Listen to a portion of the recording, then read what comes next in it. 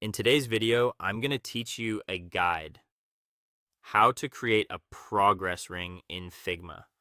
By the end, you'll have a clean, adjustable ring you can use to show completion or loading states in your designs. First, open Figma and head to your canvas. You can work in an existing file or start a new one. Either way, make sure you have a little room to draw so you can see the ring clearly as it comes together. Next, look to the toolbar and select the Shapes options. From there, choose the Ellipse tool. You can also tap the shortcut if you prefer, but clicking the ellipse icon is perfect for staying visual and precise. Click and drag on the canvas to draw your circle. Hold Shift as you drag to lock in a perfect circle. This keeps your progress ring symmetrical and easier to style. Once the circle is placed, you'll notice a small arc handle on the shape, often seen as a tiny dot along the edge. Drag that handle to open the circle into an arc. This is what will become your progress indicator.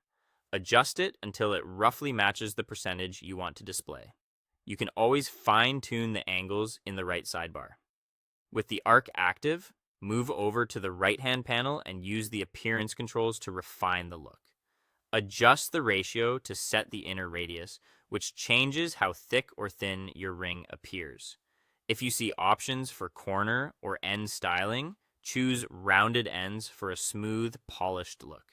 This small detail makes progress rings feel more refined, especially at lower percentages.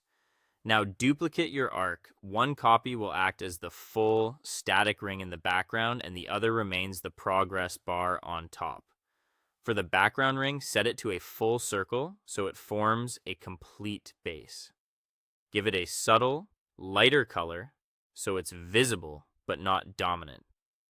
For the progress copy, keep the arc where you want your percentage to land and apply a stronger color for emphasis. Place the progress arc directly above the base ring, aligning both so their centers match perfectly.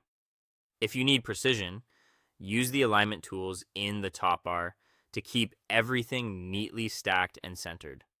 At this point, your progress ring is ready.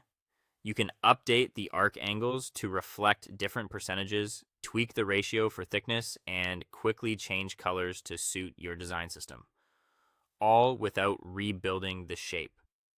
That's all for today. Thank you for watching, and I'll see you guys in the next one.